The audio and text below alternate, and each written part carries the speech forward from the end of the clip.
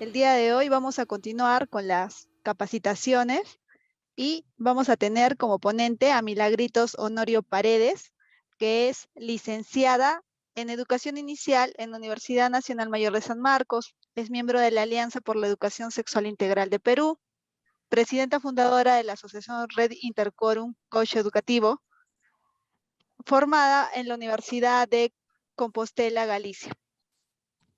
Ella actualmente está elaborando guías de capacitación para educación secundaria para la organización APROPO y también ha facilitado en talleres de educación sexual integral para docentes de secundaria. Primero, saludarles a cada uno y cada uno de ustedes. El día de hoy va a ser así, sobre todo así como un conversatorio, ver la situación en el marco también del programa de TV que nosotros queremos como Reintercorum poder trabajar y avanzar. Y bueno, voy a un poquito a avanzar con lo que tenía planificado para hoy y poder compartirlos con ustedes. Tenemos a Erickson. A ver, la situación de la salud sexual y reproductiva. De por sí, los derechos sexuales y los derechos reproductivos, ya hablamos que son un conjunto de derechos humanos interpretados desde la sexualidad y la reproducción humana, ¿no? Asimismo, el ejercicio de estos derechos involucran los derechos individuales y el reconocimiento de los derechos sociales. En realidad, si hablamos así en una conversación de cara a cara y de lo que podemos hablar, si nosotros le hablamos a la gente de derechos sexuales y todo eso, a veces no lo puede comprender, pero sí de algo muy, muy básico. El hecho de que si cada uno o cada una de ustedes desea, por ejemplo, ¿no? Eh, en un momento iniciar su vida sexual, ¿ya? Eso es un ejemplo que siempre digo. En el marco de los derechos humanos tenemos el derecho a la libertad, ¿no?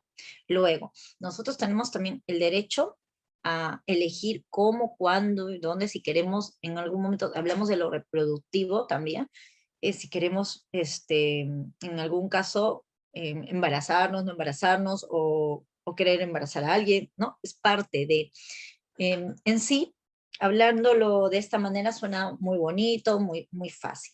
El derecho al placer, ¿ustedes entienden que eso es un derecho? ¿Existe el derecho al placer? Bueno, les comento, cuando hablábamos en algunos talleres o tal derecho al placer, mucha gente piensa que no es un derecho, pero sí es parte de, también dentro de los derechos sexuales y reproductivos está el derecho al placer, y eso solo se va a dar cuando tengas libertad. ¿Y cuándo vas a tener libertad? No solamente es que yo te diga, ala, ¿no? O sea, tú ya puedes, si quieres, tener relaciones sexuales, si hablamos en el tema sexual, ¿no? Explorar tu cuerpo y tal. Tengo libertad si es que, solo por ejemplo, en el tema de las y los adolescentes, se les niega una educación sexual integral. ¿Hay libertad allí? Allí hay una vulneración. Hay libertad cuando, lamentable, lo que a veces repito, pero como estoy lejos, digo, no me van a tirar piedras, pero lamentablemente el Perú casi está constituido así, como una vez lo dijeron, país de violadores. Qué vergüenza, qué fuerte. Pero ustedes saben la cantidad de casos que existen en niñas menores de 14 años, si no hablamos de niñas, adultos, o sea, ¿no? El tema de la vulneración hacia los derechos sexuales y derechos reproductivos, que a veces, por un tema hasta cultural, ¿no? Eh, no se está trabajando de una manera adecuada, y también por una mucha falta de información, y por en este caso también porque hay un descuido, también se puede decir, desde las políticas públicas que se hagan efectivas. Entonces, si nosotros hablamos así de los derechos sexuales y de los derechos reproductivos, de esta libertad, ¿cómo se está dando? ¿Es real? O sea, yo puedo decir en Perú, soy libre de decidir cómo, cuándo, o sea, yo quiero tener, no sé, hacer ejercicio de mi salud sexual y reproductiva, cuando de repente quiero tener una relación sexual y no tengo métodos anticonceptivos.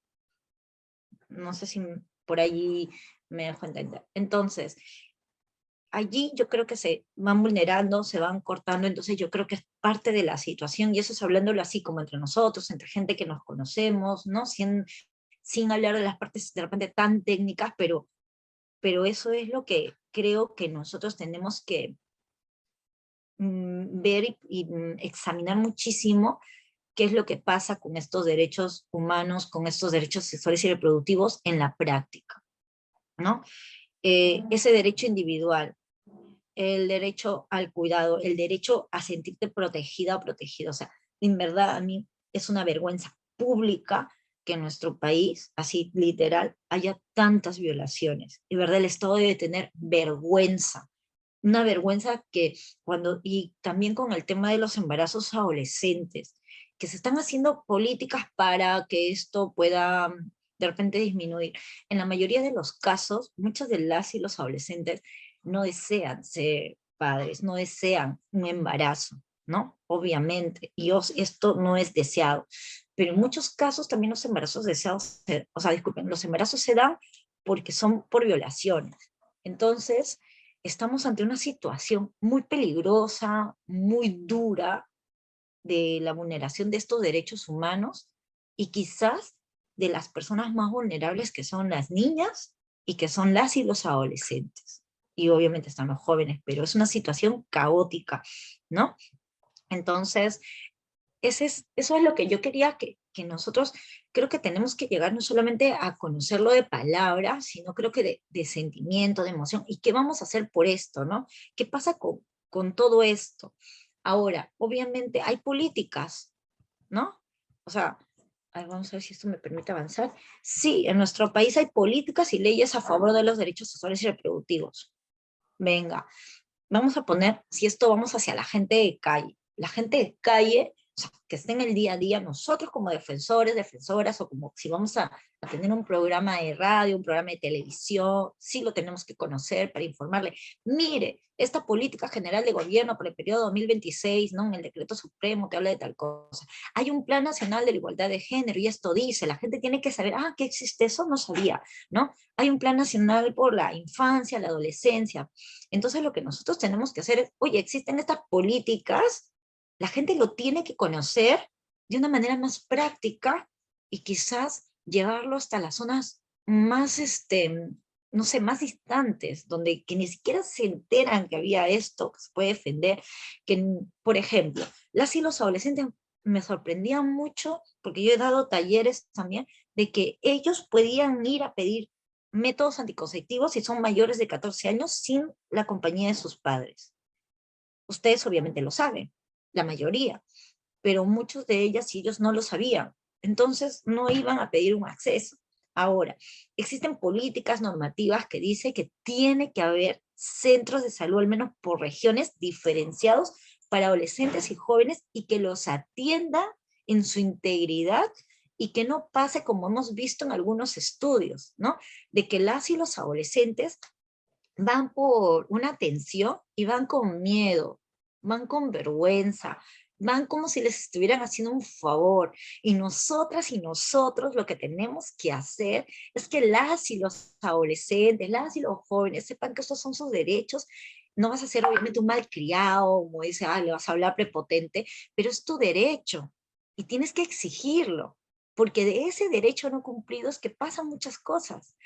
Hablamos también, por ejemplo, que ellos no conocen o no saben que pueden adquirir, o sea, un método. Si no tienes un método, pues tienes un embarazo. Ahora, las infecciones de transmisión sexual se pueden prevenir también. Pero ¿qué más tiene que ver con esta vulneración de los derechos? Para que haya educación sexual integral, el año pasado recién se puede decir que se ha completado normativamente la política para que exista. ¿Por qué? ¿Por qué nos tenemos que detener tanto de algo que no daña, que es algo que ya se ha comprobado que lo que va a hacer es que la gente tenga información? Pero aquí quiero detenerme un poco cuando quiero hablar de educación sexual integral, que es uno de los temas también que me parece súper importante en trabajar, que la gente pueda entenderlo quizás de una manera no tan técnica, o sea, de manera más común, que hablarles de educación sexual integral no va a ser que las y los adolescentes se animen a empezar acto coital, vamos a hablarlo, de vida sexual de manera muy temprana. Eso no es real, es totalmente lo contrario. ¿Por qué? Porque la educación sexual integral no solamente te va a hablar, oye, usa el condón, usa esta pastilla, ¿no? Y menos te va a hablar de eso que mucha gente equivocadamente piensa que se le va a enseñar a los chicos y chicas a que tengan relaciones. Digo, el Kama Sutra nos enseña en la ESI, que podría incluirse, porque debería ser un tema que se hable, pero no. De eso no trata la educación sexual integral. La educación sexual integral lo que dice, lo que hace, tiene un componente súper fuerte, me están escribiendo en el chat, creo. Ah, ok. Tiene un componente súper, súper fuerte en el tema de género. Y eso seguro que muchas y muchos de ustedes han escuchado de todos los grupos de oposición, que por qué se va a poner eso, y de las formas de verdad tan terribles que han querido realizar para desprestigiar algo, algo que puede ser bueno, que no daña a nadie, que, a ver, que hablemos de igualdad de género, para no ir a otros temas mucho más así extensos y fuertes, que quizás necesitemos otro tipo de especialistas para trabajarlo, pero solamente para hablar de igualdad de género, dentro de una de las políticas, obviamente es, en el sector educativo estaba el diseño curricular nacional, y ese diseño curricular ha sido el más, perdonen lo que voy a decir, pero no sé, iba a decir una mala palabra, pero mejor no porque me están grabando, pero ha sido el que más lo han dado para arriba, para abajo, por todo lado. ¿Por qué? Porque hablaba de un componente de igualdad de género. ¿Por qué existe tanto miedo que los hombres y las mujeres puedan tener las mismas oportunidades, los mismos derechos, la misma forma de ser? Miren, yo les puedo compartir creo que desde mi experiencia capacitando a docentes, y en realidad ha sido muy duro para mí en una sesión de clase, donde que tú escuchas, por ejemplo, que sus alumnas se tienen que comportar como unas señoritas, no como unos chicos. Y tú preguntas, ¿y cómo se tiene que comportar una señorita? Y solamente con decirte, no, es que mira, que se sienta así, abierta de piernas, ¿qué es eso? Eso es discriminatorio, esa observación de una docente es discriminatorio, pero venga, ya vamos a poner que ella no sepa. Y a ver, ¿qué es lo que pasa? Con esto de la educación sexual integral, si es que no se da, seguimos con una educación como la de siempre, ¿estamos vulnerando derechos? Sí. ¿Sabes por qué? Porque se está haciendo que hay una diferencia de género que causa muchos daños psicológicos también. ¿Por qué? Porque ya es el cuento de siempre, les voy a volver a comentar ya, esto ya me lo han dicho siempre, pero venga, te enseñan a comportarte porque tú has nacido con un sexo de una vulva, una vagina, y tú con un pene y tal, te enseñan a comportarte de una determinada manera, te enseñan a poner tus emociones de una forma distinta, te enseñan a que existe un conquistado y un conquistador, ¿entienden? Y eso hace que la situación en nuestro país sea como más complicada. ¿Por qué? Porque ya la educación sexual integral te está hablando, te está diciendo que eso no debe de darse, sino debe haber una igualdad. Y para que eso se rompa, la violencia de género se rompa, pues se tiene que romper ese estereotipo y se tiene que hablar de igualdad de género, ¿no? Entonces, eso tiene que ver con este tema de las políticas que tienen que mejorar, que tienen que cambiar, pero es que en verdad hablar de educación sexual integral, ustedes no saben cuánto bien se podría hacer a toda una población solo trabajando una de las políticas tantas que les estoy mencionando, y que la gente pueda saber al menos qué distinto sería que las escuelas que ya lo están por trabajar en realidad lo tengan bien a fondo, porque hablar de educación social integral es hablar de cómo te sientes y cómo te sientes con relación a la otra persona. Entonces estamos hablando de asertividad, ¿no? De hablarle a la otra persona quizás con el tino y con la forma correcta, y también, sobre todo, de entender cuando te dicen que no.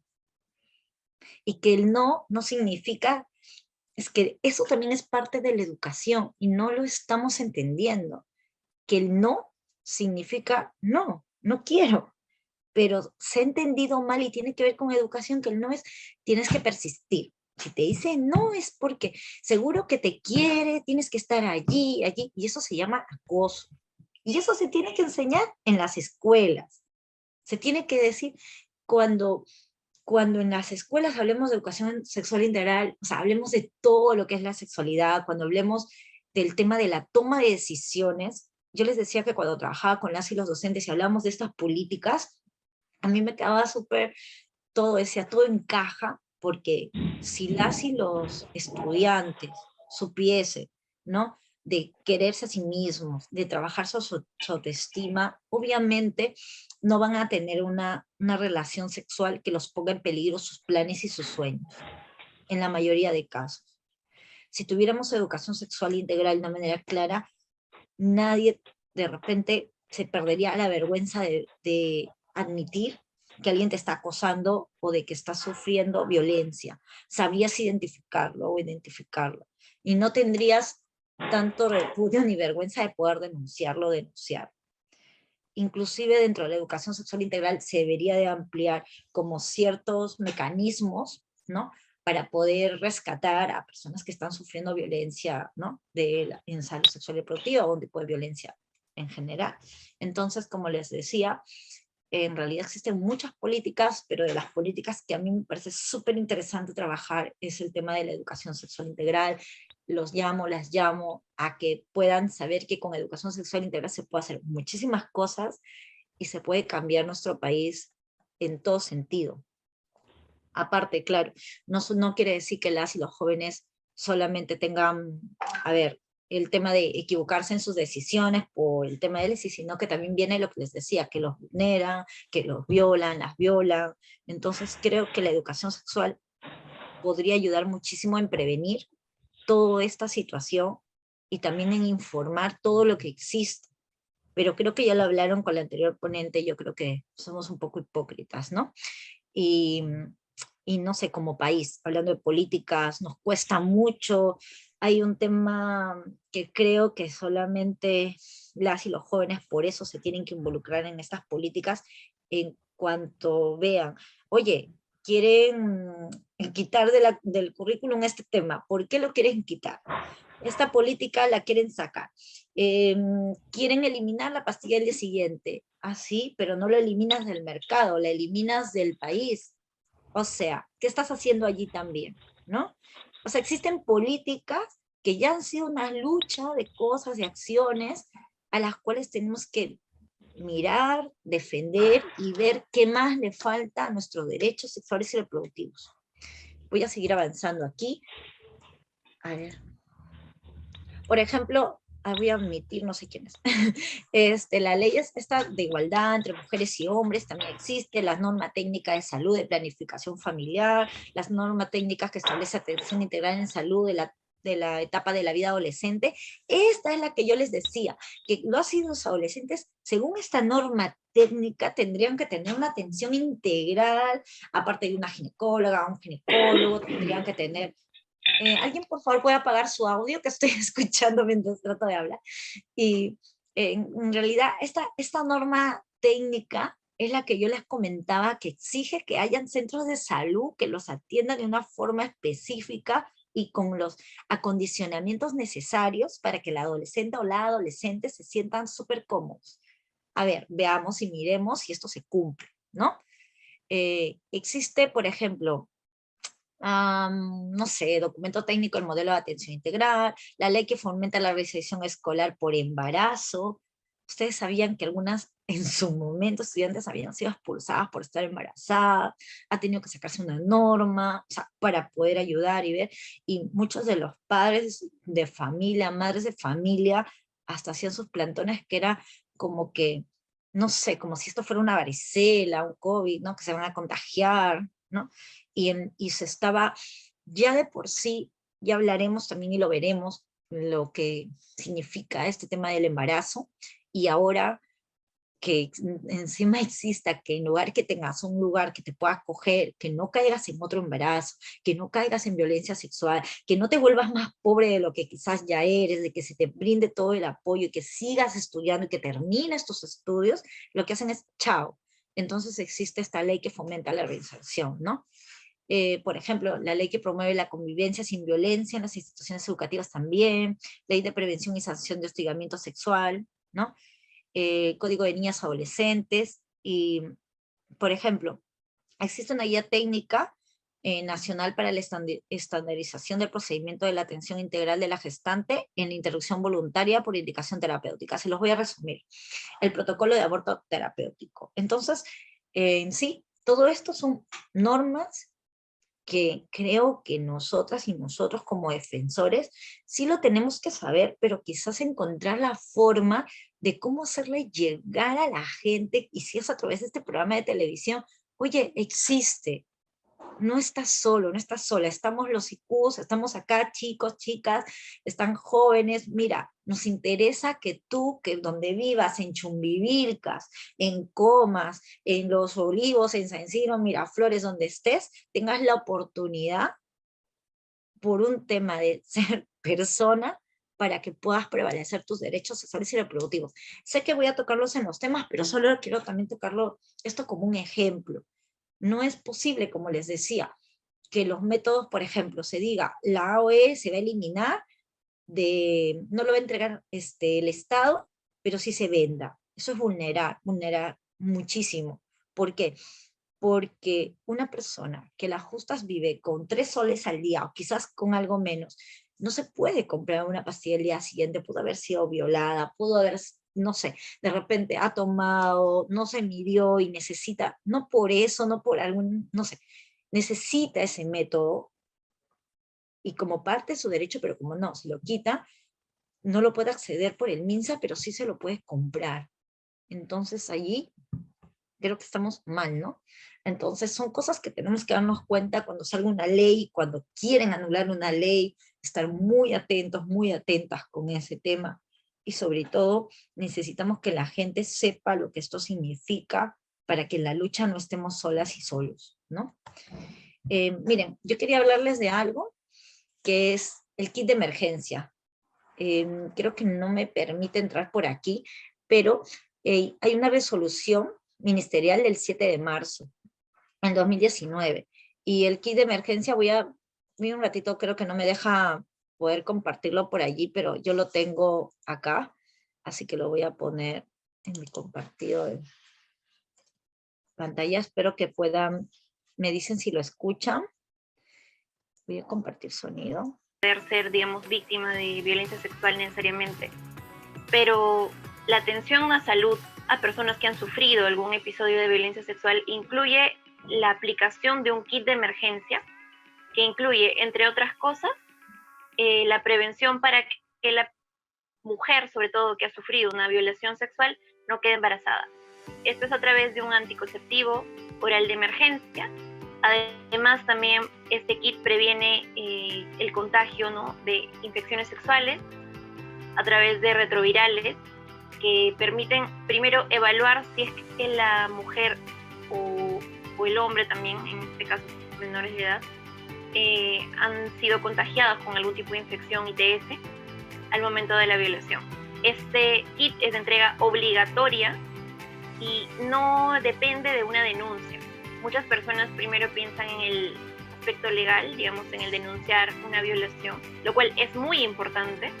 Sin embargo, independientemente de que haya o no una denuncia, una persona puede acudir a un centro de salud y este centro de salud tiene la obligación de aplicar este kit de emergencia de forma gratuita, de forma obligatoria, y recientemente una directiva del MINSA ha indicado que tanto centros públicos como centros privados tienen esa obligación.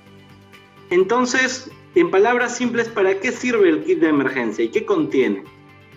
El kit de emergencia sirve para poder prevenir embarazos no deseados a niñas, mujeres que hayan sufrido violencia sexual, y en general para que las víctimas de esta violencia tampoco no contraigan una infección de transmisión sexual. ¿Qué contiene el kit? Entonces, anticoncepción oral de emergencia, la píldora del día siguiente, retrovirales para poder prevenir el contagio de VIH-Sida, además de vacunas, ¿no?, como por ejemplo la penicilina, para prevenir otro tipo de infecciones. Esto es básicamente lo que incluye el kit, pero también se suma una atención en salud mental, que es parte importante de la atención a las víctimas de violencia. Ustedes desde Huayca ya han venido trabajando y abordando. Entonces, cuéntanos qué casos emblemáticos tú recuerdas desde Huayca. Bueno, algo importante que nos preocupó desde que inició la pandemia es de que había muchas denuncias y reportes de que no se estaba cumpliendo con la atención a los derechos sexuales y reproductivos justamente por el colapso de los hospitales y centros de salud. En ese sentido, preguntamos al Estado desde el inicio de la pandemia si se estaba cumpliendo con la entrega de los kits de emergencia, ¿no? La respuesta fue un completo desconcierto por parte del presidente Vizcarra, incluso del Ministerio de la Mujer, y por nuestra cuenta iniciamos una investigación, pedimos información al Ministerio de Salud y así descubrimos, haciendo un cruce con las cifras de violencia, que ni siquiera la mitad de las víctimas de violación sexual estaban recibiendo el kit de emergencia, ¿no?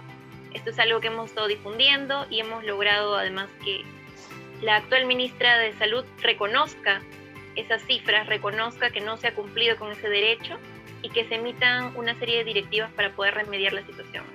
Casos emblemáticos es, por ejemplo, el de Rosa, una niña de 14 años en Ayacucho, que quedó embarazada producto de una violación, a pesar de que su familia solicitó también el kit de emergencia en un inicio, no le informaron al respecto. Otro caso es en Puno, una menor también de esa edad, en el centro de salud al que acudió, le dijeron de que necesitaba una orden de la fiscalía, lo cual es falso según las normas. A otra menor en Puno también le indicaron de que no se podía dar porque ya habían pasado las 72 horas, ¿no? Porque efectivamente la píldora del día siguiente tiene una efectividad luego de 72 horas de ocurrida la violación, pero el kit no solo incluye la píldora del día siguiente. Y así se han dado en realidad diversas negativas, sobre todo a niñas y adolescentes que requerían el kit de emergencia, entre una mezcla de desconocimiento del personal de salud respecto a la normativa y también algunos criterios, digamos, conservadores respecto a lo que es todavía la entrega de la píldora del 10. Y bueno, esto que les he podido compartir es parte de la exposición, y esta fue una entrevista que se hizo a Huayca, que es una de nuestras aliadas, comparte de todo lo que nosotros venimos trabajando, y ellos sí venían investigando qué es lo que estaba pasando, y nosotros tampoco, como parte de Interpol en ese tiempo, que era el kit, ¿no? Y yo les estaba compartiendo, oye, existe una norma técnica, qué importante saber esta norma técnica. ¿Por qué? Porque nosotras y nosotros como líderes sí necesitamos conocerlo para poder ayudar a las personas a poder defenderse, a poder hacer respetar sus derechos, ¿no? Ahora, yo quisiera preguntarles si quienes de aquí, y por favor, si pueden colocar con una manito, ¿no? ¿Quiénes de aquí conocen primero, quiénes han escuchado de este kit de emergencia? Y quiero hacer un sondeo, porque de repente vamos a hablar que todos ya sabemos. A ver.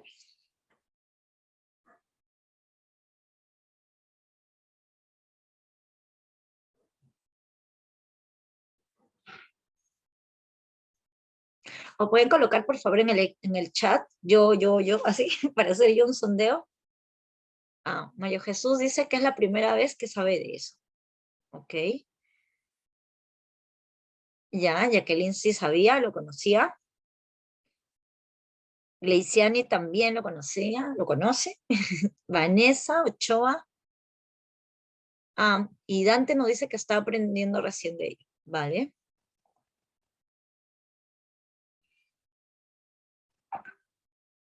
Y tenemos 4 que han levantado la mano. Ok. Venga, ¿alguna de las personas que lo ha conocido quisiera que me cuente alguna experiencia, si le ha tocado recomendar a alguien este uso de la norma técnica para que pueda adquirir el kit de emergencia? Por favor, Jacqueline, no sé si tú nos puedas comentar, Leiciane o Vanessa. Hola, ¿qué tal? ¿Cómo están? Mucho gusto con todos. Yo quería comentar una experiencia que más de uso de cómo las personas lo ven exteriormente. En una charla de otro tema, que no tenía nada que ver con salud sexual o derechos sexuales, me topé con una compañera que compartía curso y hablamos sobre el aborto.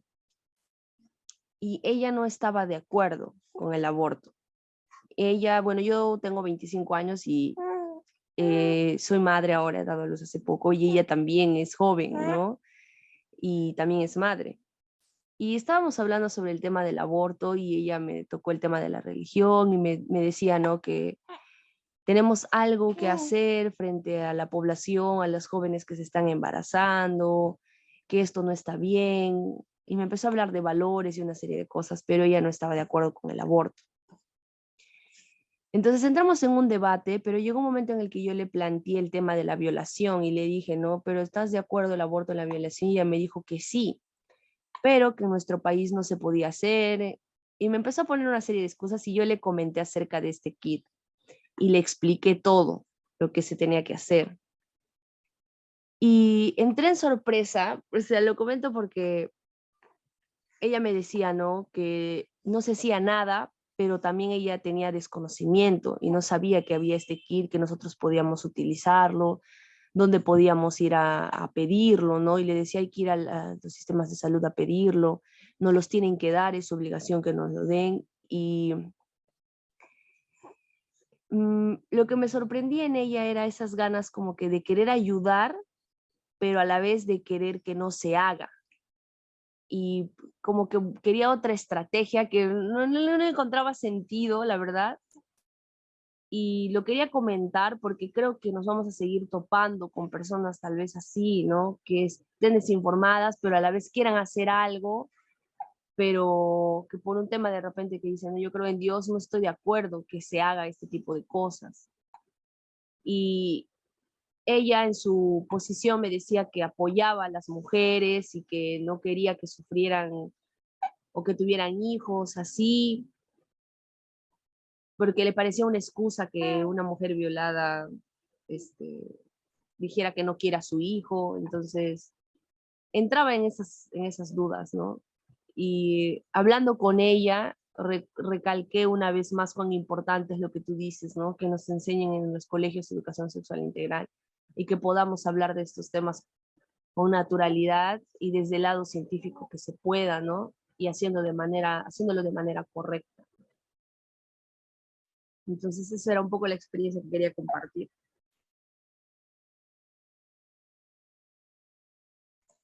Muchísimas gracias, Graciela.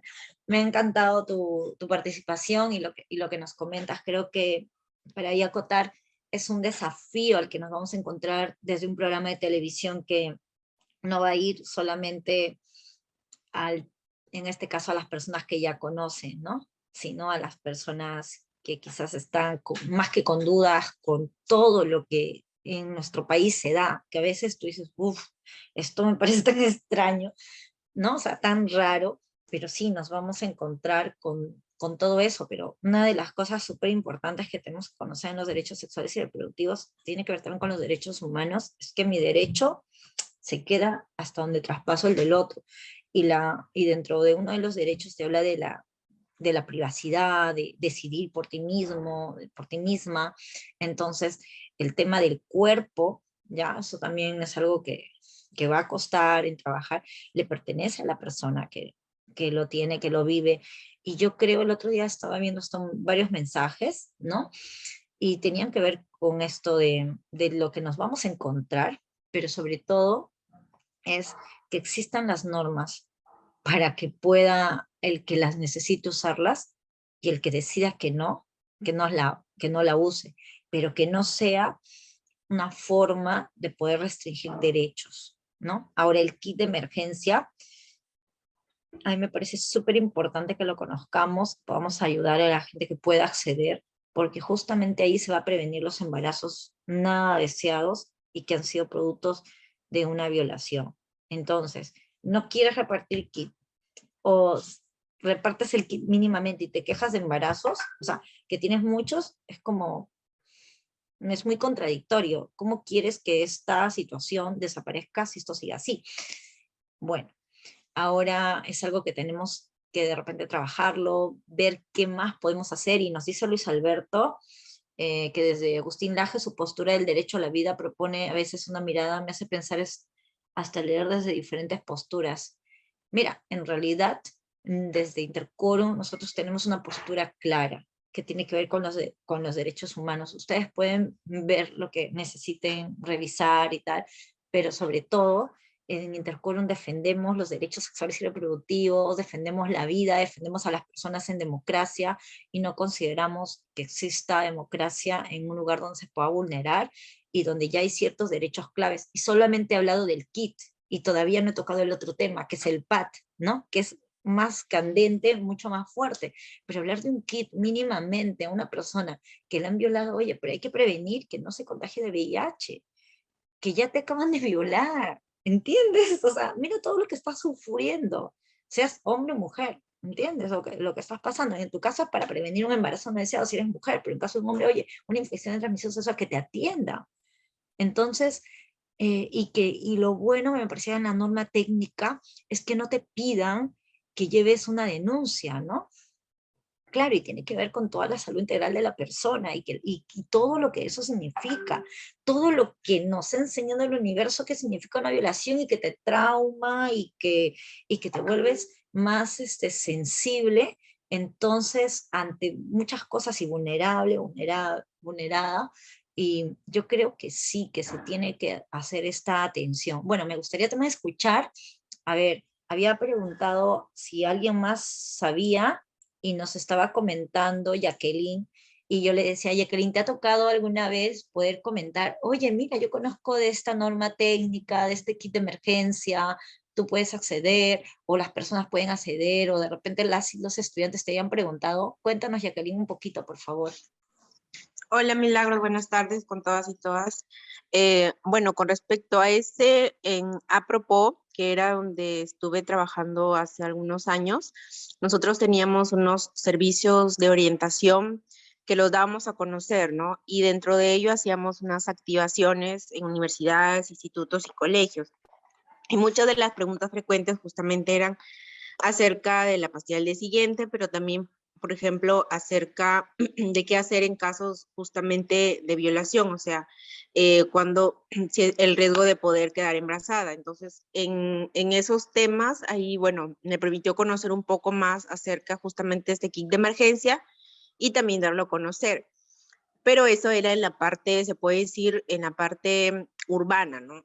En estos últimos años que he venido trabajando en la parte rural, se hace mucho más, se puede decir, la información, no hay una información objetiva tanto por parte del personal de salud, porque estuvimos haciendo unas encuestas justamente para conocer sobre la situación de la mujer en este tema de la mujer rural, y hay muchas obstetrices o el personal de salud que no conocía en sí, o sea, les preguntabas qué contenía este kit de emergencia y sabía de algunas cosas, pero no sabía, o sea, todo lo que tenía en sí el kit de emergencia.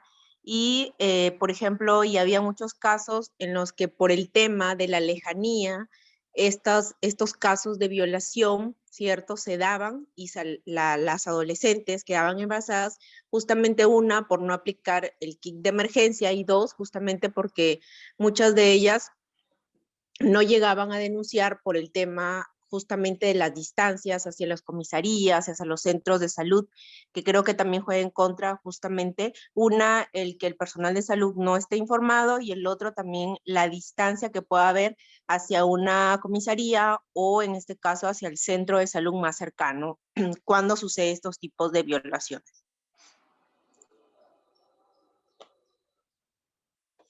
Muchísimas gracias, me parece súper importante también lo que estás compartiendo con nosotros y nosotras.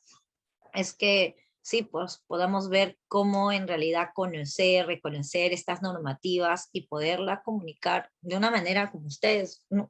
Que son más jóvenes, incluso hacia otros jóvenes, porque es muy, muy importante que podamos hacer frente a muchas problemáticas, y entre ellas el tema de la violación, el tema de prevenir una infección de transmisión sexual, de prevenir un embarazo no deseado, de prevenir que te puedas también, no sé, hay gente que cuando obviamente les han violentado, hasta llegan al suicidio, ¿no? Y quizás si hubiese mira, todo cómo se junta, si hubiese esta atención integral para las y los adolescentes, si es que hubiera la entrega de este kit, cuántas cosas se podrían prevenir, cuántas vidas se podrían salvar en todo sentido, ¿no? En realidad, conocer todo lo que hay y saber ejercerlo es súper importante. Y siempre voy a decir, la ESI es como la parte básica, ¿no? Y solo para comentarles algo más dentro de lo que había preparado, bueno, la finalidad de este kit es que en realidad los establecimientos de salud a nivel nacional dispongan y usen los kits para la atención en casos de violencia contra la mujer y violencia sexual. Acá tengo algo que decirles. Hace poquito a mí me tocó sentarme así como ustedes, con algún tomador de decisión, por no decir un viceministro y tal. Una de las preguntas, o sea, que yo había revisado también dentro de todo, ahí la Defensoría del Pueblo siempre revisa cómo se está dando, ¿no? Y yo les pregunto, ¿ustedes creen que con 3 kits de emergencia en un centro de salud basta y sobra para poder atender toda la demanda?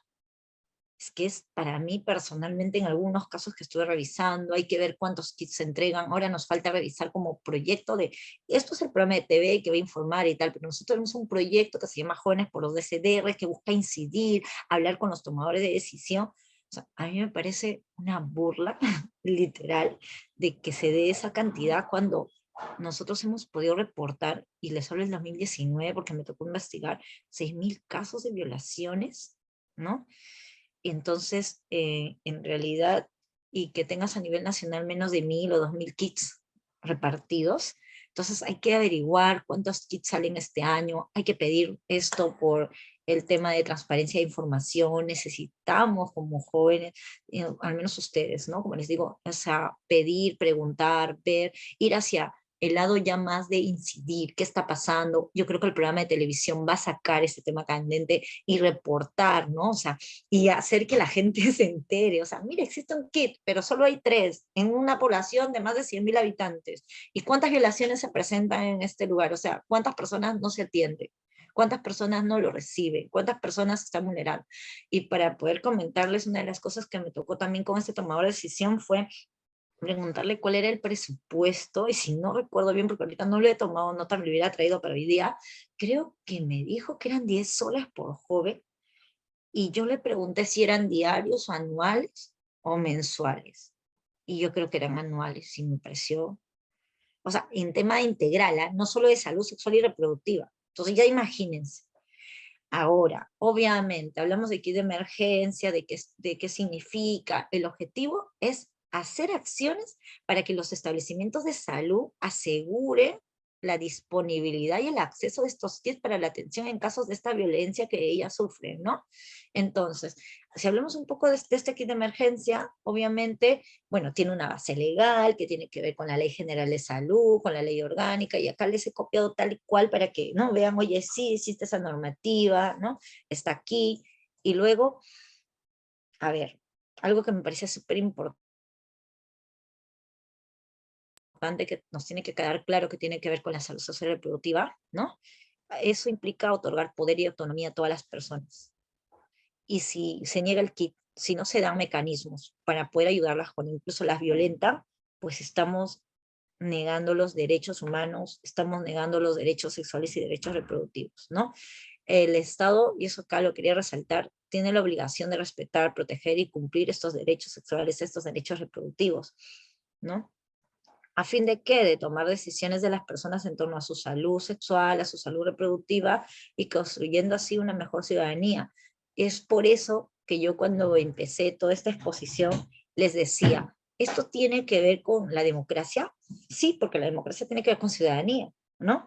Entonces, ¿cómo podemos hablar de una verdadera democracia donde existen violencias sexuales, donde esas violencias no son atendidas, donde no hay mecanismos de poder atenderlos, donde no existe una igualdad de género, donde existen muchas problemáticas? Y de verdad, o sea, me siento así como ustedes en decirles, la problemática es muy grande, ¿no? Es demasiado grande, pero he querido tocar ciertos puntos que me parecen álgidos, que la gente debe de reconocerlos, de saberlos, y que creo que podemos trabajarlo de 2 formas.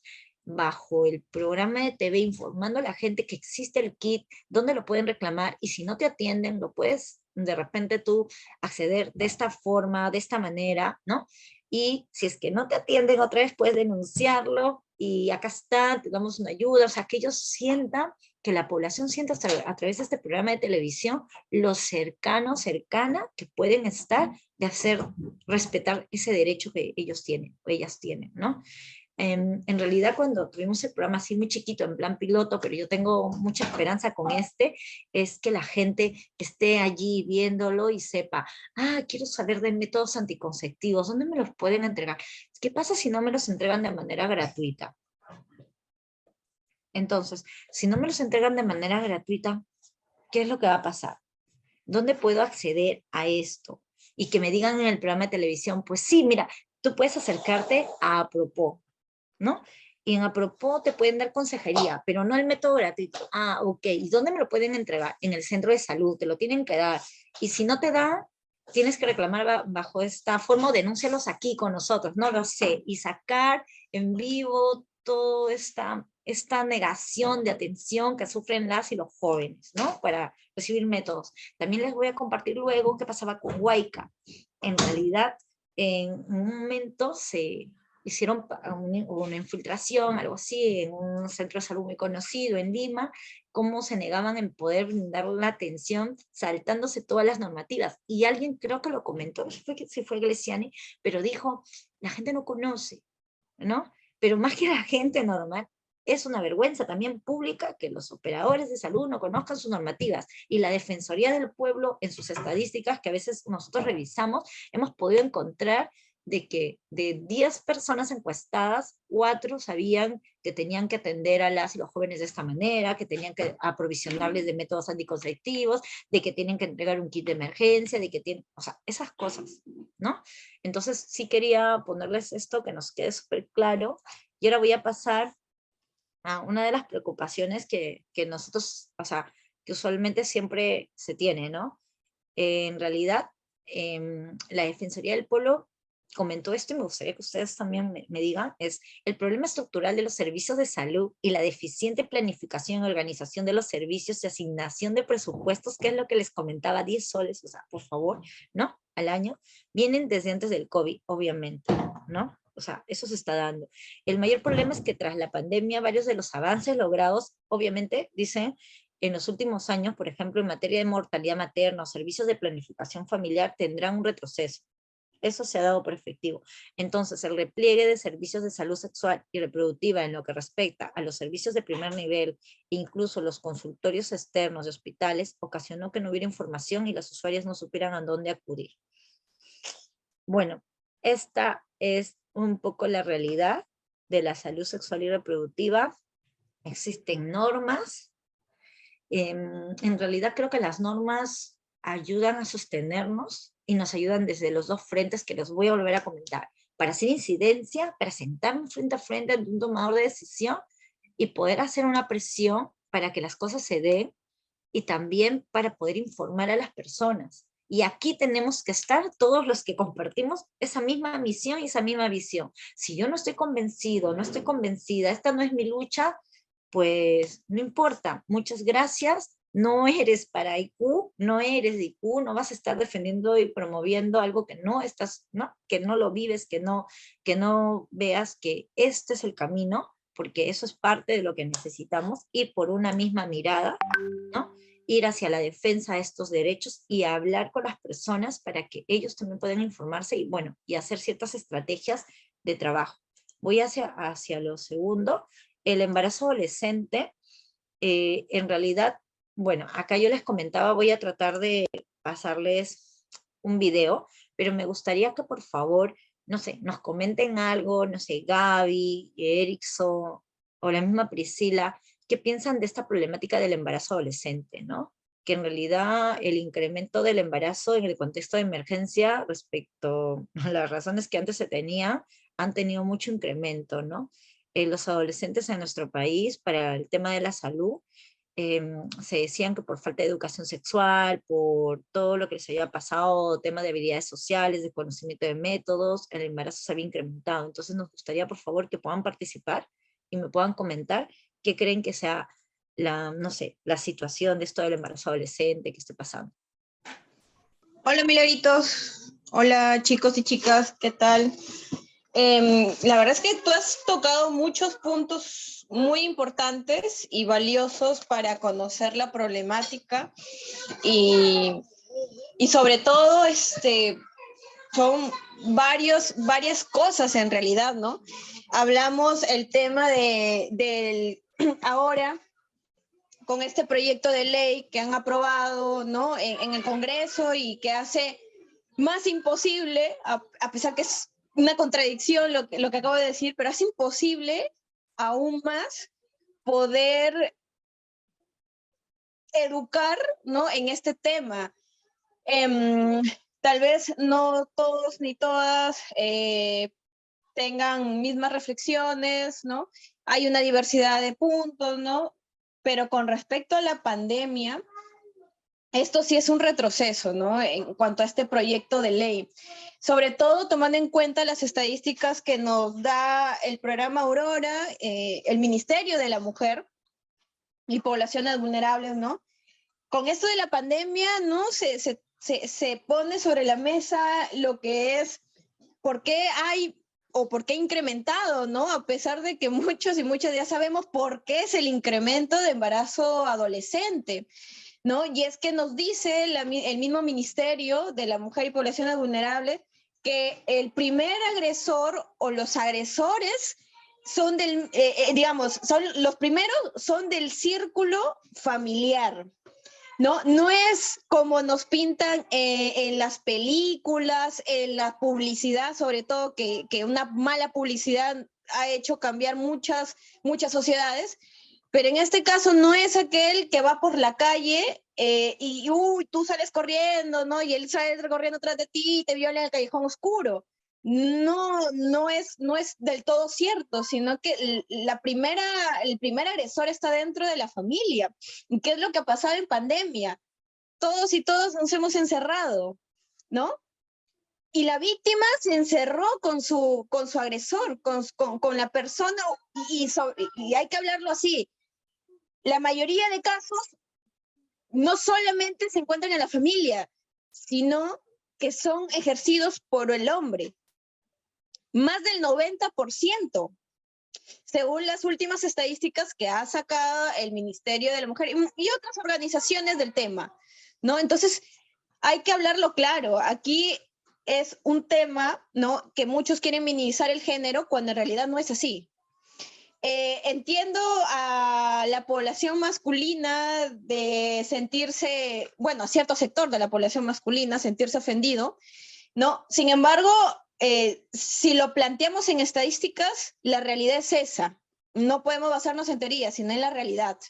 La realidad de las denuncias son hechas de mujeres diciendo de que ha sido un hombre quien ha ejercido la violencia, ¿no? Entonces, volviendo al tema de la pandemia y embarazos adolescentes, en este primer dato que nos da, ¿no? Que es la persona, el familiar, el tío, el padre, el abuelo y los que están y viven allí, son los primeros que ejercen esa violencia. Después viene de personas que están afuera, que encontramos a las afueras. Entonces, ¿qué hacemos? ¿No? Y hay una muy mala, y sí es algo que criticar en cuanto a estrategias y en cuanto a protocolos. ¿Qué es lo que hace el Estado con respecto a este tipo de situaciones? En vez de sacar al agresor de la casa, de donde está la víctima, es la víctima que sale de su hogar y rompe ese vínculo con su hogar para llevarlas a un refugio. ¿Ustedes creen que eso es justo para la persona que ha recibido toda esa agresión psicológica, verbal, física, sexual? No es justo. Entonces, vemos allí de que hay una mala gestión en cuanto a cómo hacemos, ¿no? Y cómo incidimos, hablo con respecto en este caso al Estado, ¿no? En este tipo de casos. y el agresor se queda viviendo feliz, y el agresor se queda comiendo allí, ¿no?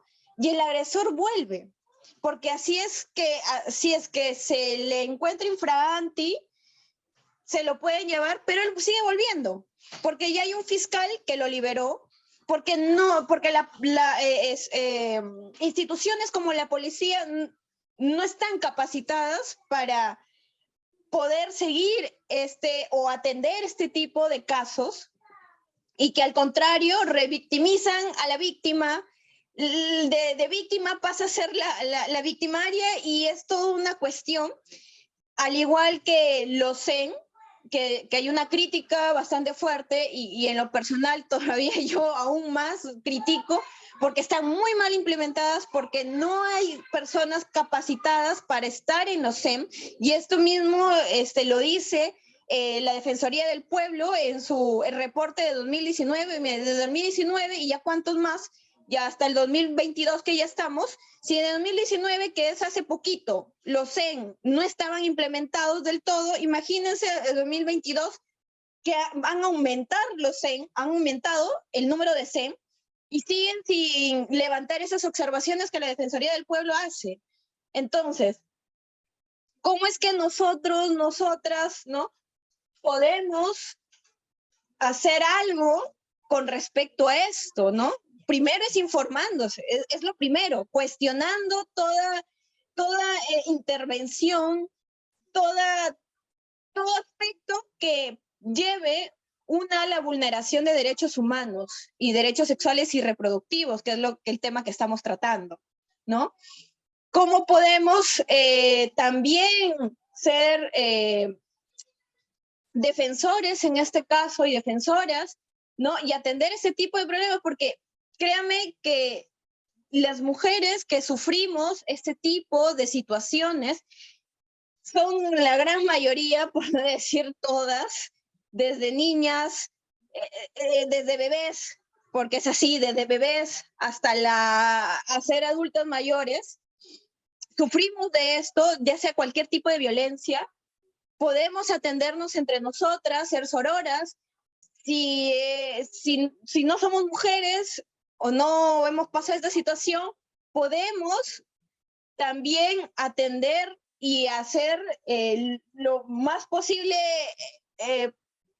ayudar, ¿no?, a que estos casos puedan ser realmente atendidos.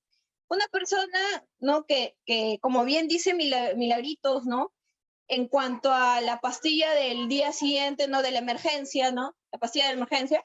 Entonces, vemos que hay una desigualdad económica, ¿no? Porque por más, muchas personas dicen, sí, pero ella no se cuidó, ¿no? Y es la clásica que utilizan para poder minimizar estos hechos, ¿no? Sí, pero ¿por qué no te cuidas? Que es tu responsabilidad, ¿no? Y toda la culpa se le echan a la mujer por el simple hecho de que podemos gestar, ¿no? Por eso nada más, por ese detalle biológico es que nos echan toda la responsabilidad, cuando la responsabilidad en realidad viene a ser compartida, y si es una violación, pues es culpa del violador, así de simple, ¿no?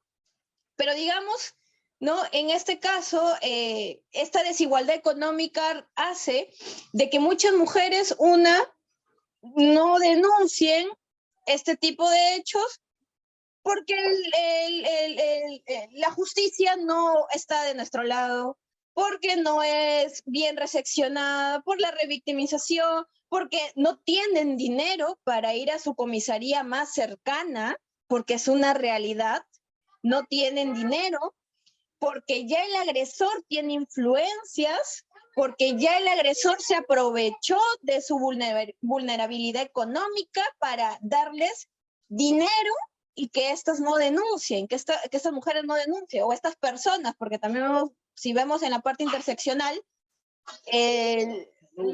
hay hombres trans que pueden gestar, ¿no? Entonces, hay muchas cosas realmente que cuestionar, que informarse, y que incidir, ¿no? Si tenemos el poder de hacer incidencia, si tenemos una llegada directa a personas que tienen poder, ¿no?, económico, poder político, poder mediático, si es el primero y el tercero, mucho mejor, porque a decir verdad, el poder político no es tanta influencia, lo político es incierto, pero si hay un poder económico y un poder mediático en el cual nosotros, nosotras tenemos ese acceso, sería ideal que podamos visibilizar estos temas, ¿no?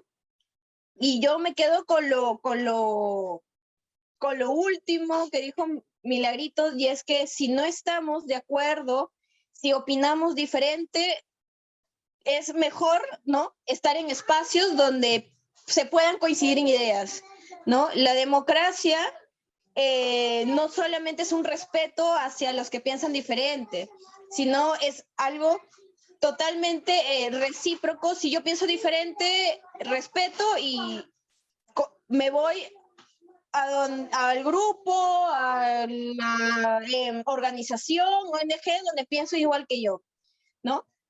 Entrar a una organización a querer cambiar mentes y sobre todo a querer cambiar mentes hacia un abismo, como es el negar los derechos sexuales y reproductivos, que lo que ha hecho el Congreso es ejemplo de eso, pues es mejor alejarme, dejarlo ahí y ya, ¿no? O sea, pero eso es más o menos las reflexiones que puedo compartir desde la experiencia, desde el conocimiento y la información que he podido tener durante todo este tiempo que también he estado involucrado en el tema, ¿no?, de derechos sexuales y reproductivos. Bueno, ahora sí, ya le doy el pase a dos personas más que han levantado la mano. Primero, gracias, Pris. En realidad, para que todas y todos sepan, es una de las coordinadoras del programa de TV, y escucharla, yo creo que sí, que estamos yendo por un buen camino, que vamos a llegar a este programa de TV. A mí me da muchísima alegría en el sentido de que vamos a llegar a mucha gente que necesita tanta información y con gente súper preparada como la que tenemos en el equipo, ¿no? Ahora, tenemos dos personas, que es Vanessa. Vanessa, ¿qué querías opinar? Cuéntanos, por favor.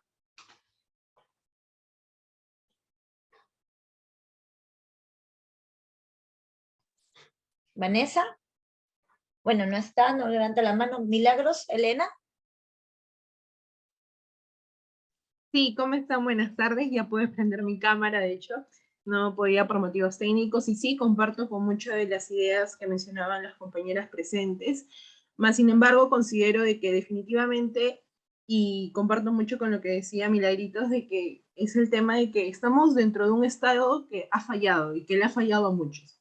Yo considero, y estoy más que segura, que definitivamente hay una gran carrera que tenemos que lograr para poder luchar por los derechos, porque realmente lo que nos hemos caracterizado en muchas de las facetas de los derechos que se han ido adquiriendo es por la lucha constante, ¿no? Y precisamente es una lucha que debemos compartir y debemos seguir juntos. Referente al embarazo adolescente, hablar del embarazo adolescente es hablar de diversas aristas, en mi opinión, porque tenemos varias fases o varias formas de cómo podemos llegar a un mismo resultado, que es un embarazo adolescente, como el nombre lo dice, ¿no? Empezamos por las violaciones, que creo que ya lo mencionaron, y definitivamente hay una falta de gestión, porque sí, se necesita mucho el tema de educación, pero ¿cómo podemos conseguir a ciudadanos educados que saben sus derechos si las personas que tienen el poder o la autoridad de poder hacer respetar o valer sus derechos no saben cómo hacerlo, o simplemente no les interesa? Bueno, creo que eso no sería la palabra, no están informados o no están preparados, pongámonos en un término medio, ¿no?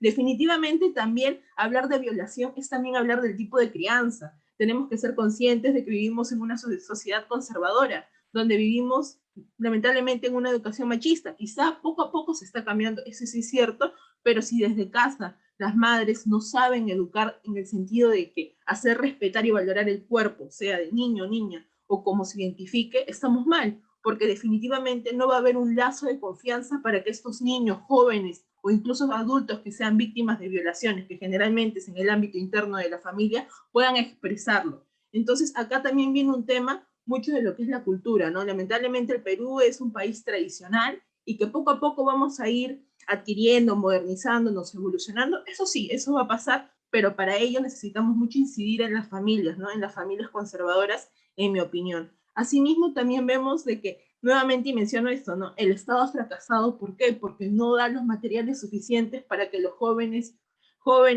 adultos, adolescentes, puedan tener una salud o una educación sexual o una educación, digamos, para poder una proyección de familia, porque en los colegios es muy poco, bueno, al menos cuando yo acabé el colegio en el 2018, era muy poco escaso el tema de planificación familiar. No lo hacía. Yo vengo de un colegio policial y donde no nos hablaban de planificación familiar y mucho menos de métodos anticonceptivos. Y si lo hacían muy someramente por temor, pues quizá de que los padres se quejen o lo que fuese, ¿no? Por un tema más que todo políticamente aceptable, ¿no? Asimismo, ¿cómo pedimos que puedan denunciar, que tengan acceso a sus derechos de kids si no tenemos educación? Y sí, evidentemente, ha fracasado el Estado y nos ha fracasado, y yo ahí entro a tallar mucho lo que mencionaba Milagritos cuando iniciamos, ¿no? De repente lo que mencionaba de la red Intercorum, que cambia digamos, su visión a una ONG, a un organismo no gubernamental, como una organización, porque es para ello que sirve, ¿no? Para la lucha de lo que el Estado es débil y lo que no está haciendo para poderlo adquirir, y con gente que simpatice. Yo sin duda alguna estoy muy de acuerdo con todo lo que ustedes mencionan, porque creo que si no nos unimos ahora, mañana no va a haber ningún futuro para nadie. Y lamentablemente las mujeres y todos los grupos minoritarios que vivimos bajo la alfombra, porque esos son temas tabúes que no hablamos o no se deben hablar, nunca vamos a poder lograr nuestros derechos. Lamentablemente vivimos en un país que luchar por tus derechos es eso, es una lucha constante. Muchos sí, de repente nos sacrificaremos o quizá no llegaremos a nuestro objetivo, pero vamos a dejar un legado de la gente que sí va a querer y sí va a tener en su conciencia de que tiene derechos y tiene por qué lucharlo. Sin duda alguna estoy muy feliz de poder participar y encantada de escucharlos a cada uno. Muchísimas gracias.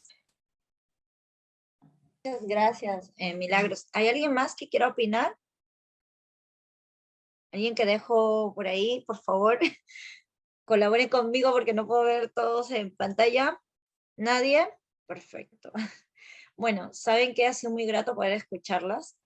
En realidad, creo que cada una de nosotras tenemos luchas, y me ha encantado lo que has dicho de que quizás no se logre, porque cuando dijiste esto, a veces cae uno en cansarse también, ¿no? Estás en lo mismo y a veces no sientes esas respuestas, o dices, ¿con quiénes estoy jalando este caballito de batalla o este caballote porque es tan grande? Todo lo que eso significa, todo lo que en realidad quienes somos defensores y defensoras de los derechos sexuales y reproductivos, y acá los tengo presentes, los tengo también, es estar preparadas y preparados a todo lo que se viene en redes sociales, quizás amenazas, quizás insultos, quizás el hecho de que, oye, ya te estereotipan por el hecho de defender un derecho sexual y reproductivo, te ponen de una manera que es como que tú dices, no, pienso de esta manera. Y a mí, en verdad, personalmente, y me puedo atrever, creo que lo mejor que me ha pasado en la vida es haber conocido los derechos sexuales y reproductivos en mi primer trabajo que tuve egresando de la universidad, en realidad en Impares, porque ahí me formé y me encantó todo lo que vi, todo lo que pude experimentar y todo lo que eso conllevaba. Y en verdad, después ya hacerlo con la organización. Y algo que es súper interesante es que Intercorum ya había moviendo este tema antes que yo llegue, obviamente, pero quizás nos falta algo para poder mover con toda la gente que se tiene en Intercorum.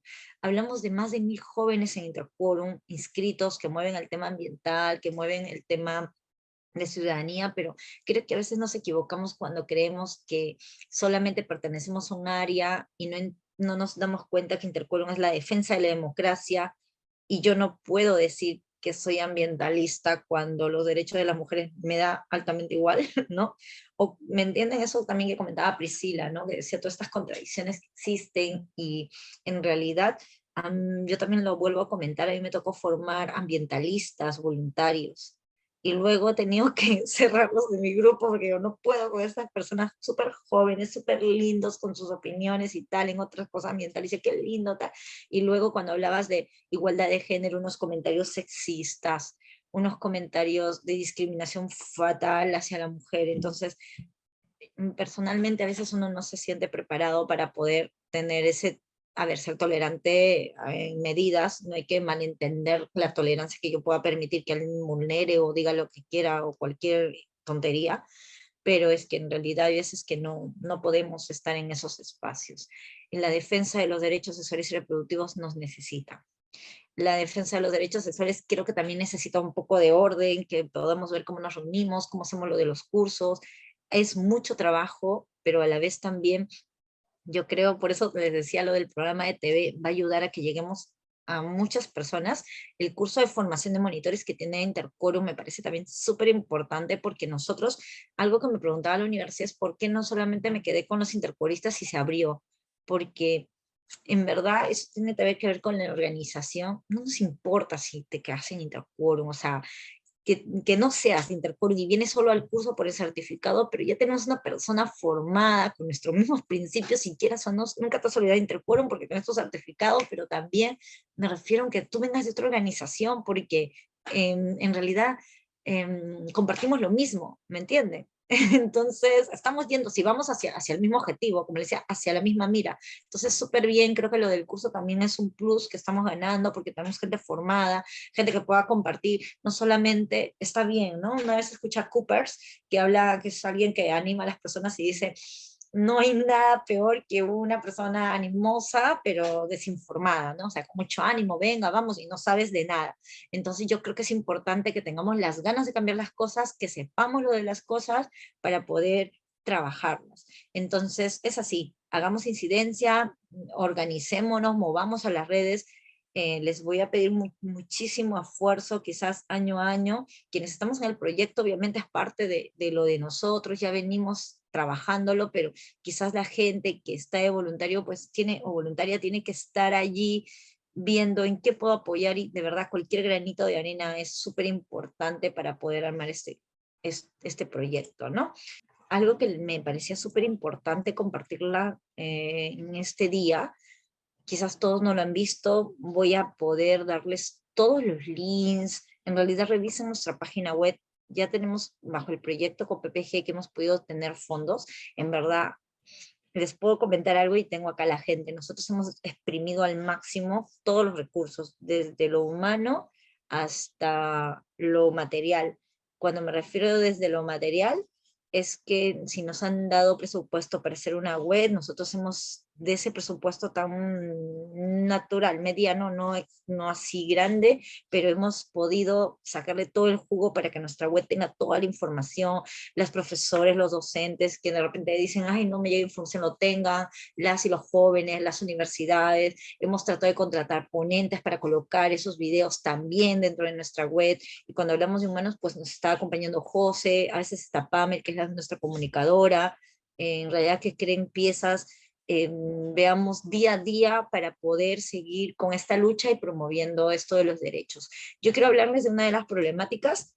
No voy a poner todo el video, se los voy a dejar hasta la parte que me parece súper importante que lo puedan escuchar, pero sobre todo lo que a mí me parece importante es que ustedes se lleven este enlace, y algunos ya seguro lo han podido escuchar.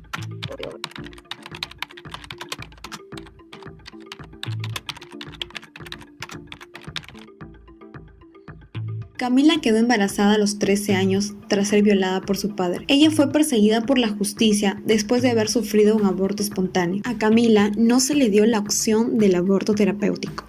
En este reportaje trataremos sobre el embarazo adolescente, el protocolo de aborto terapéutico y cómo prevenir este problema. Que hubo en el 2001 de esta adolescente de iniciales KL, que ella tenía un feto con malformación congénita incompatible con la vida. A esta adolescente que dijo que estaba sufría mucho porque tenía un feto malformado, pero que no solamente malformado, sino que se iba a morir. Ella sentía que se movía, como cualquier gestante que está feliz por los movimientos del feto, pero adentro ella sabía de que ese feto se iba a morir. Entonces, por eso ella pidió que interrumpieran el embarazo, porque estaba en riesgo su salud mental de ella. Y también, como es adolescente, podía hacer también afectarse su salud física. Le puede dar preeclampsia, un montón de cosas, por ser joven. Sin embargo, el hospital no aceptó, el Hospital Nacional no aceptó esto, y siguió, y al final dio su parto. Nació vivo y estuvo vivo varios días, creo que hasta la obligaron a darle de lactar. Esto sí fue un caso emblemático, porque eso fue a las Naciones Unidas, al Comité de Derechos Humanos, donde al final, después de 4 años, resultó de que el comité decía que el Perú había cometido un grave error en la atención de esta mujer y que tenía que indemnizarla en primer lugar, y en segundo lugar que había sido sometida a tratos crueles, inhumanos, como de tortura, y por lo tanto obligaba al Estado a tomar medidas, entre las cuales se podía incluir, que era tener una guía sobre el aborto terapéutico. Los y las adolescentes entre los 12 a 17 años representan al 10.8% de la población en el Perú.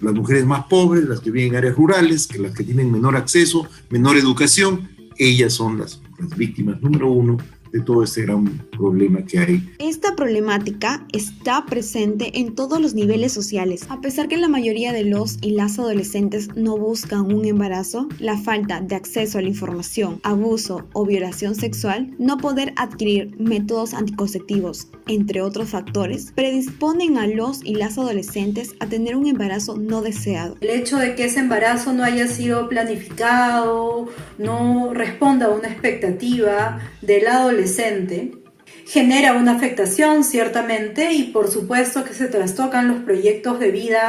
El inicio de una vida sexual prematuramente eleva las posibilidades de un embarazo no deseado, más aún cuando él o la adolescente no está informado sobre el tema. Bueno, perdonen que quería compartir con ustedes esa parte de la problemática, ¿no? Como parte de todo lo que estamos viendo de la situación de los derechos sexuales y reproductivos, pero especialmente de la situación de la salud sexual y reproductiva de las y los jóvenes, la situación de la salud sexual y reproductiva de cada uno de los que está aquí presentes, y cómo es que ustedes pueden defender, promover sus derechos, ¿no? Tengo solo una lámina, pero igual la puedo compartir, es un tema que he trabajado muchísimo y quiero también compartirlo. Uno de los temas que ha trabajado la red y por los cuales sacó un proyecto, es hablar del PAT, del protocolo de aborto terapéutico. Fue una de las normativas que personalmente a mí me causó hasta, de verdad se me erizaban los pelos, porque un día me tocó hacer una investigación, pero entre documentar, ¿no? Ver cuántos casos, lo que fue más fuerte fue entrevistar a la gente en real, y yo había escuchado que existía el protocolo, como de repente ustedes han escuchado que existe ahora el kit, y hasta ahí quedamos, ¿no? Pero a mí me tocó personalmente ver, quizás en alguien que no era mi amiga, pero sí me conocida, de que tenía un caso de que ella tuvo un embarazo deseado, tuvo un embarazo, la tuvieron que atender en un lugar que era público en Lima, pero su embarazo era no viable. En mi forma de ayudar, porque creo que cada una y cada uno de los que está aquí quiere ayudar siempre, con los contactos que tenían impares, llamando, preguntando qué va a pasar. Obviamente ella quería tener, ¿no? Bueno, en este caso, el producto, su embarazo, lo que quería continuarlos, estaba súper bien, pero no le habían informado claramente de que eso no iba a ser viable cuando se había, por ejemplo, roto una placenta, eso ya en los días, semanas, y yo llamaba a todos los médicos y me decían que eso no iba a ser viable y que si es que ella continuaba, le iba a dar una infección y podría perder toda la parte reproductiva. Yo lo escuché, yo no sabía cómo decírselo de la manera más correcta, pero cuando la internaron en el hospital no le dejaron, sino que yo escuchaba, decía, madre mía, no me puedo meter, pero escuchaba a las enfermeras, a los médicos, que hasta le obligaron que tenga las piernas arriba, que llegue a las 20 y tantas semanas, la tuvieron hasta que el feto muriera ahí y la pudieran sacar, arriesgando su vida. Desde ese momento fue uno de los casos que viví, y luego me tocó otro caso que cuando tuve que investigar, me contaba una chica venezolana que había ido a atenderse y que su embarazo era no viable, y que la habían atendido en el hospital Carrión, yo lo puedo contar, ¿no? La habían atendido justo en ese hospital, y en el hospital de buenas personas, la obstetra le comenta que ahí no le puede atender, pero que tiene que ir al hospital neonatal de Lima, o sea, a la maternidad de Lima. Y ¿saben lo que significa eso? O sea, el hospital el Callao, tenía el derecho de atenderla. Pero no sé si no conocía la norma, y menos esta chica, muy vulnerable, recién llegando, ¿no? A Lima, ubicándose y teniendo encima, haber quedado embarazada, y que ese embarazo no era viable y que tenían que proceder con ella quirúrgicamente o no, atenderla, la derivaron y tenía que pedir, acceder a este protocolo, a esto que llamamos el PAT, protocolo de aborto terapéutico, que se usa cuando la vida o la salud de la mujer está en peligro. Esos dos casos me llevaron, así me impactaron. Luego cuando me comencé a revisar la cantidad de muertes, en este caso maternas, se puede decir, de mujeres en las zonas rurales por el PAT, ustedes no se imaginan cuántos embarazos no viables que les podrían haber atendido, les pudieron haber salvado la vida. Estuve viendo de algunas comunidades como en Ayacucho que las mujeres se organizaron, y me parece súper bien que las personas se organicen y defiendan y promuevan para poder con esto exigir que las atiendan y que la gente, en este caso el prestador de salud, conozca el protocolo de aborto terapéutico.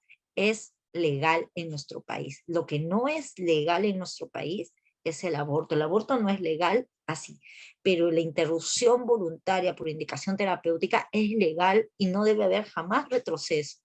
Y si esta es para salvar la vida de la mujer, jamás, o sea, hasta ahí, y eso sí, interquórum, eso nosotros es como que ahí estamos, y eso es lo que promovemos. Y esto de aquí, la gente se tiene que informar que existe. ¿Cómo es posible? ¿Se acuerdan que ustedes vieron el caso en el golf? Que no la atendieron a una chica, no la accedieron en la clínica, en la atención del protocolo, pero claro, como tenía dinero, bueno, por lo menos pudo denunciar, y me parece genial, y salió en los medios y tal. Pero ustedes creen que una persona en una zona rural no la atienden, sabe cuál es su norma, va a poder denunciar? Yo de verdad agradezco que existen instituciones que por lo menos se han comprometido en esos asuntos y defienden, contribuyen con asesores legales, con asistencia psicológica o acompañamiento. Pero es que en realidad, esto que dijo, no sé si fue Milagros, que comentó que es una vergüenza en nuestro país que no cumpla las cosas, pues sí es una vergüenza. Es una vergüenza grande de que cuando tengas que entrevistar a operadores de salud no quieran atender, justificándose en lo que ellos quieren justificar. Pero ¿sabes qué? Tenemos que denunciar. Mira, la gente tiene que saber que existen normas y que ellos pueden por lo menos defenderse con estas normas. Y tenemos que hacer una piña, y piña digo en el sentido de unirnos fuerte para poder ayudar a los más vulnerables, a las más vulnerables. Existen violaciones, ¿qué se puede hacer? Existe el protocolo de aborto terapéutico, ¿cómo puedes acudir? ¿Cómo lo puedes, oye, no te quieren atender? ¿Cómo, dónde puedes ir? Oye, encuentra en Interquórum que te vamos a pasar un contacto, que hay un teléfono, que si no te atienden puedes estar por aquí, puede ser el medio, puedes denunciar, tienes un espacio, ¿no?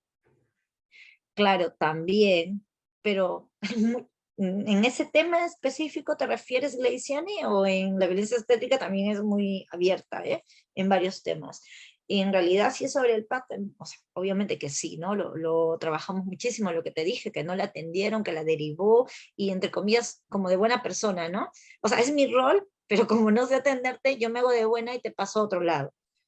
Bueno, es que en realidad la gente no conoce, no sabe sus derechos, y por eso digo, estos espacios pueden ser muy oportunos para que la gente pueda conocer la situación real, pero no solamente basta como ahora, ¿no? Wow, esta es la situación, de verdad, qué terrible que el Estado no haga, pero ¿qué podemos hacer? Con lo que tenemos, algo se tiene que hacer. Y tenemos que seguir, eso que les decía, siendo fuertes, y cuando salga una normativa, que salga del Congreso, ¿no? Pues salir a las calles, bueno, ahora con la pandemia quizás de otra manera, pero ¿saben qué? ¿Qué hemos encontrado nosotros? Hacer incidencia digital. Por eso seguro muchas y muchos de ustedes nos han conocido. El programa de Jóvenes por los DCDR hace esa incidencia digital, mueve a la gente, y la verdad, ponerle hasta un poco de publicidad ha sido sorprendente, porque a veces cuando estábamos normal, nadie nos escribía, y como nunca, de verdad sí les comento para partirlas y repartirlas por las redes, cuánta gente quiere llevar el curso, cuántas jóvenes y jóvenes quieren involucrarse que no sabían que existía este espacio, les parece súper importante, quieren estar en las capacitaciones. Pues creo que tenemos eso ha sido también como una pequeña luz para quienes estamos en el equipo, de que si hay gente que quiere promoverlo y quizás le falta conocer, y quizás Intercurum tiene que seguir abriendo sus puertas, ¿no?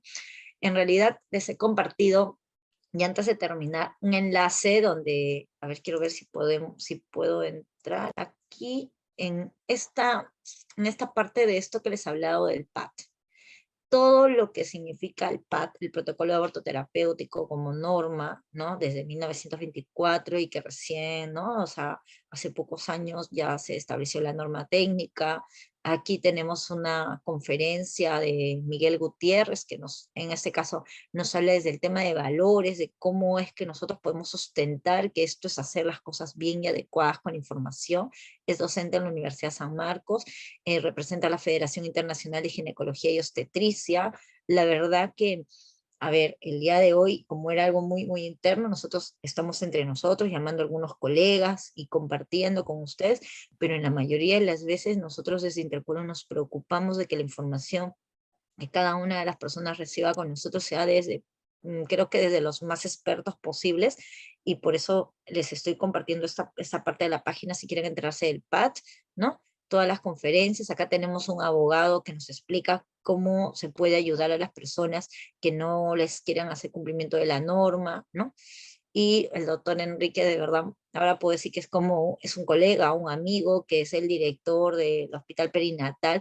La verdad, si ustedes me dicen, Milagro, sabes que este tema me parece, lo he visto, me parece importante, me gustaría conversar con ellos o volver a un taller más presencial, preguntarles todo lo que, o mi red necesita, quiere preguntar, pues ustedes hablen, no sé, escriban a través del grupo de WhatsApp, pídanlo con Larisa, con Mila, o me refiero a Milagros Chasca o con la misma Priscila, y nosotros vemos la manera de poder tocar estos temas, ¿no? Y bueno, aquí también hablando de la salud mental, la doctora Rondón es una psiquiatra muy reconocida, y lo que nos dice justamente el protocolo de aborto terapéutico tiene que ver con la salud, y la salud mental también es importante. Una persona violada, vulnerada, pues ha habido muchos casos, como en los casos así súper fuertes que nos comentaron, es que se han querido obviamente matar, ¿no? O sea, además si sabes que te han violado, el feto no es viable y te obligan a que lo tengas, pues hay mucha afectación. Obviamente ahora eso ha pasado, han sido casos emblemáticos que se han llegado hasta Naciones Unidas, que ha hecho un hito en nuestro país para que por lo menos tenga un poco miedo las autoridades y hagan el cumplimiento que de verdad tienen que hacer, pero ella nos habla de cómo esto afecta en la salud mental. Y bueno, toda esta parte de la página, como les digo, aquí está la exigencia de las y los jóvenes. Aquí también ustedes pueden ver a sus compañeros hablando sobre la petición del PAD, ¿no? Porque ellos dicen, y nos gustaría que ustedes también, quienes estén en la iniciativa, graben un pequeño video, si quieren, sobre este tema, o sobre exigir algo sobre la prevención del embarazo adolescente. Pero esta es una de las campañas que hemos movido sobre el tema del PAD. Ahora les vamos a pasar el enlace de la campaña de la prevención del embarazo adolescente. Y miren, hemos querido llegar a 5.000 firmas, y por el PAD tenemos 296. Les paso el enlace.